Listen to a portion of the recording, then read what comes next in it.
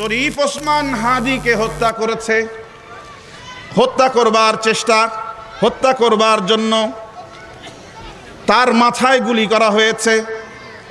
তার মাথায় গুলি করে সত্যবাদীদেরকে নিভিয়ে ফেলার ষড়যন্ত্র হয়েছে। আল্লাহ রাব্বুল ইজ্জতের মর্জি আর ইচ্ছা দিমাগে মাথায় গুলি করবার পরও এখন পর্যন্ত শরীফ ওসমান হাদি জীবিত রয়েছেন। আমরা সকলেই দোয়া করি আল্লাহ পাক তার হায়াত দীর্ঘ করে দেন, তাকে সুস্থ নেক হায়াত দান করেন। তাকে হত্যা করবার জন্য মাথায় গুলি চালাবার পর বিভিন্ন জাতীয় গণমাধ্যমের শিরোনাম হচ্ছে, গোটা বাংলাদেশের নাড়া পড়েছে। 24-এর গণ অভ্যুত্থান একজন উল্লেখযোগ্য ব্যক্তি শরীফ ওসমান হাদি সত্যের পক্ষে, ইনসাফের বাংলাদেশ গড়বার স্লোগানে নিজের কার্যক্রম চালিয়ে যাচ্ছিল।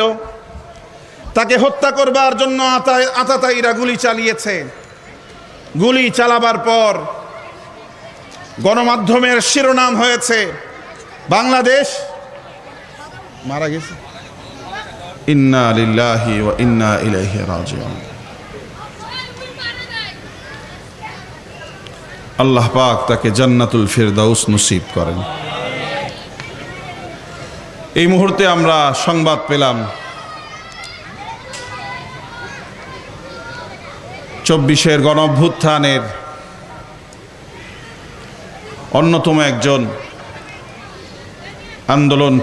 আন্দোলনকারীদের নেতৃত্ব প্রদানকারী, যারা বাংলাদেশকে, এদেশের মানুষকে আধিপত্যবাদী, সাম্রাজ্যবাদী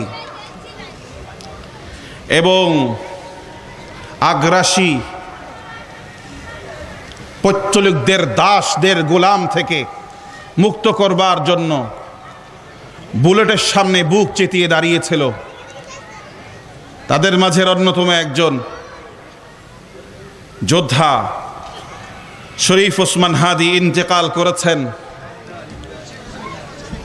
ইন্না লিল্লাহি ওয়া ইন্না ইলাইহি রাজিউন।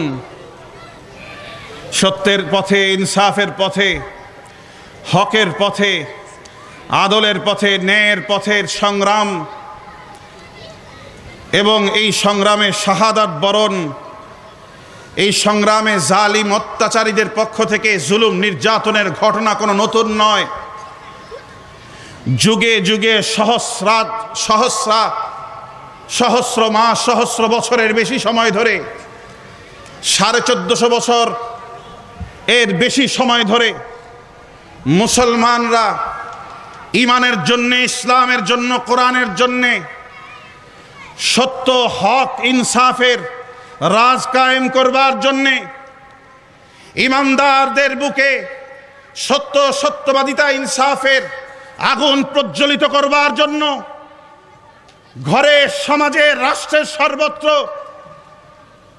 জালিম অত্যাচারীদের বিরুদ্ধে সংগ্রাম করেছে এবং যুগে যুগে এই হকপন্থীদেরকে, সত্যবাদীদেরকে বিভিন্ন আক্রমণের শিকার হতে হয়েছে এবং এই আক্রমণে, আগ্রাসনে, এই অ্যাসাসিনেশনে, এই হত্যার ষড়যন্ত্রে শত সহস্র নয়, লক্ষ লক্ষ ইমানদারেরা শাহাদাতের মালা পরিধান করে আল্লাহর কাছে প্রিয় হয়েছেন।